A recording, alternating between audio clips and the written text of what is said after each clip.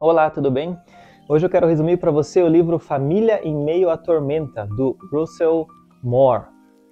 Meu nome é Marlon Leuven e nesse canal você encontra resumos de livros cristãos e estudos bíblicos. Então vamos lá para esse vídeo. Esse livro, então, escrito no ano de 2018, traduzido para o português em 2019, pela editora Mundo Cristão, tem em torno de 350 páginas, então é um livro bem grande. E quem é esse autor? Bom, Russell Moore é o presidente da Comissão de Ética e Liberdade Religiosa da Convenção Batista do Sul, dos Estados Unidos.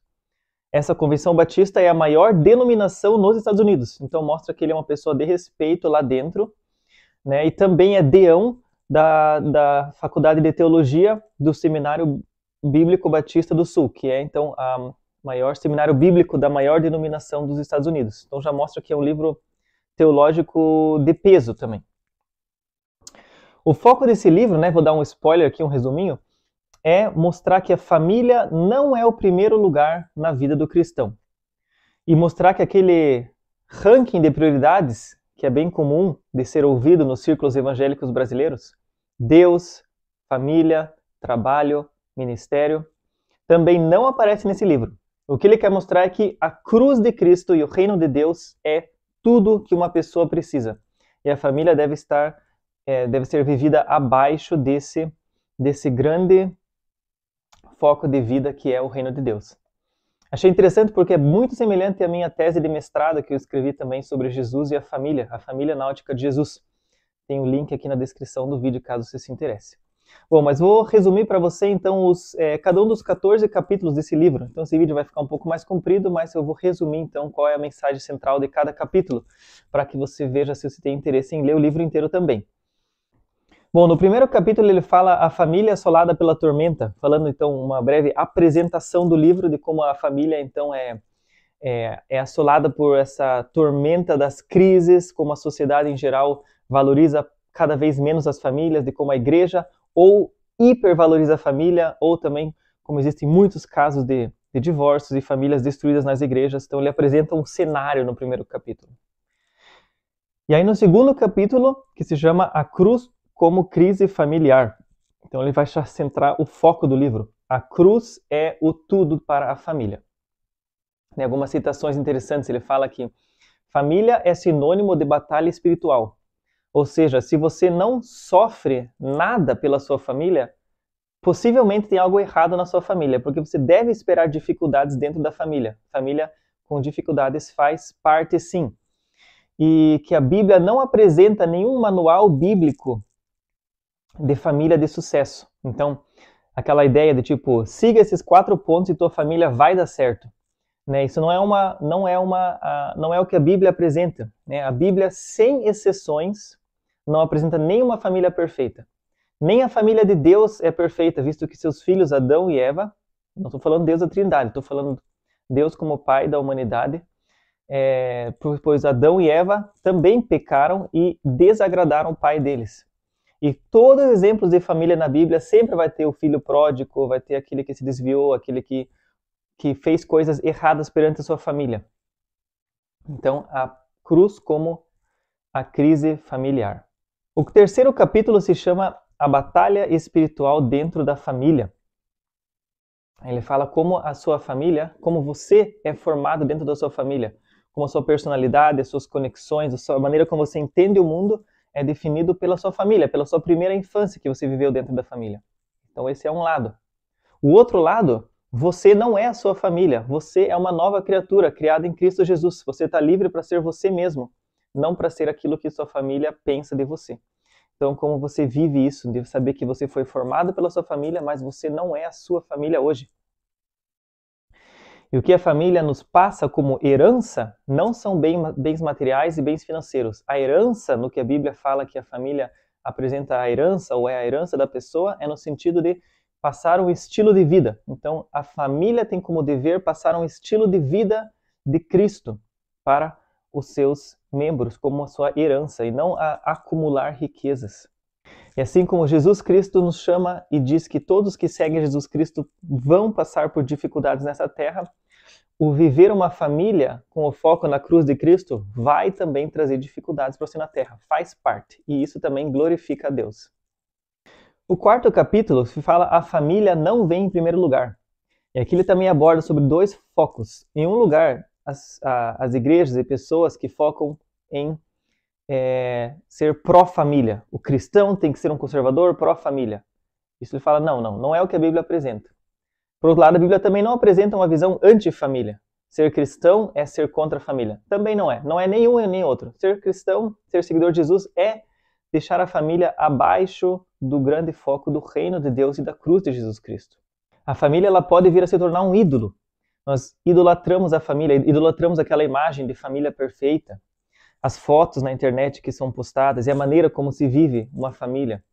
Então, a maneira como a família pode ser idolatrada mostra que nós não podemos ser um pró-família nesse sentido, mas colocar ela debaixo da cruz de Cristo.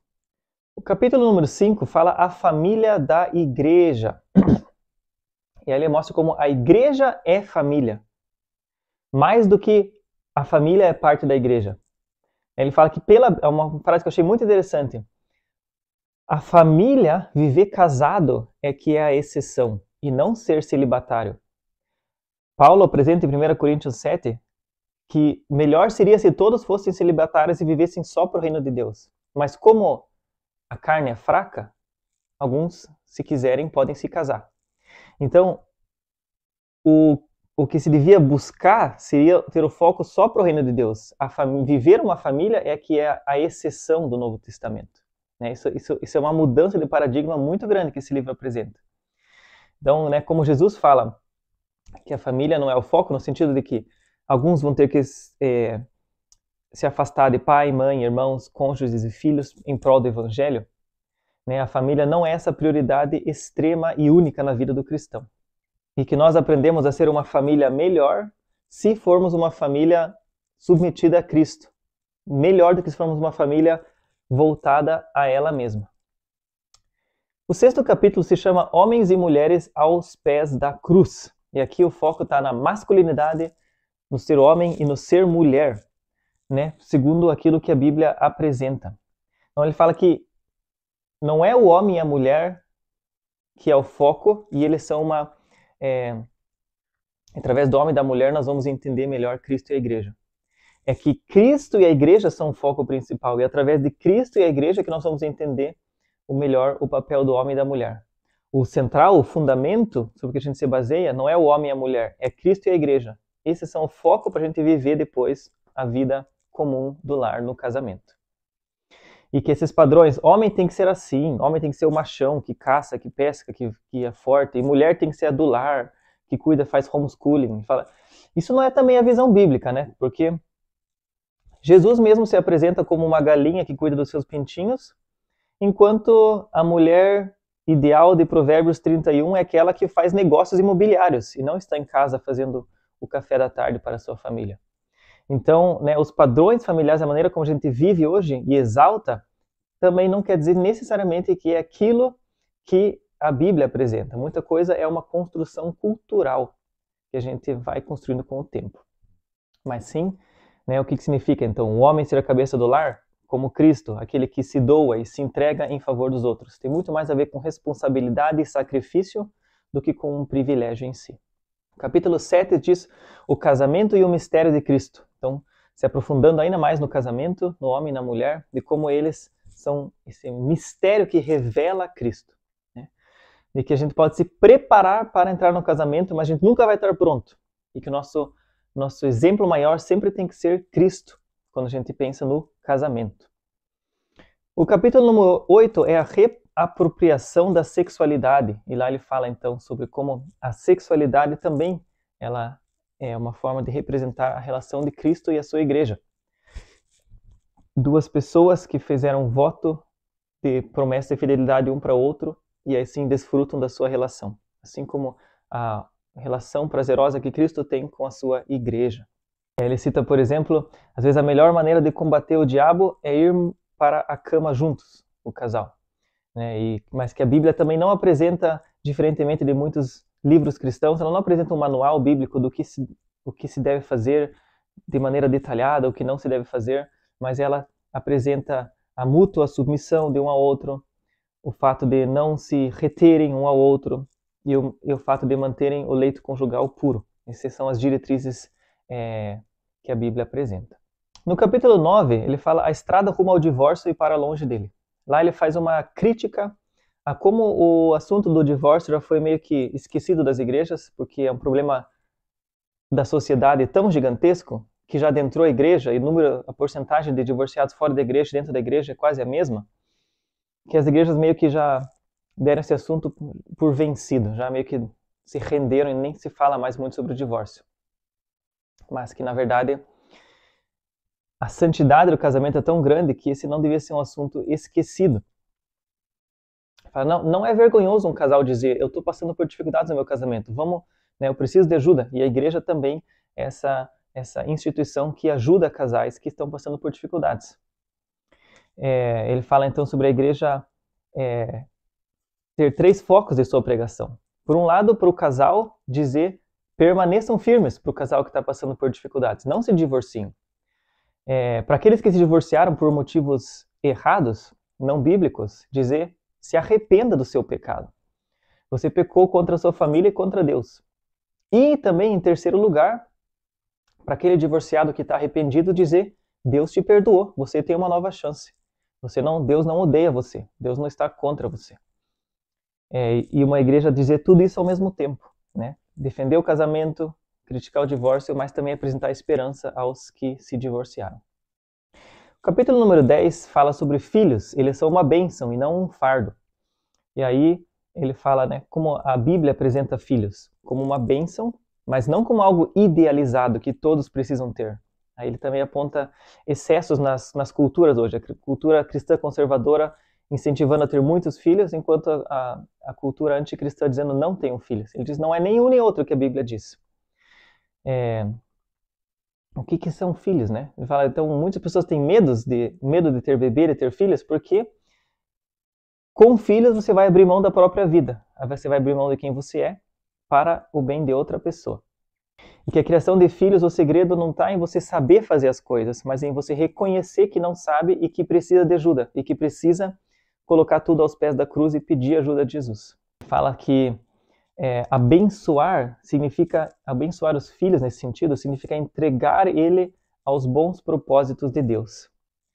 E que nós devemos fazer isso tanto na tenda do avivamento, quanto na mesa do jantar.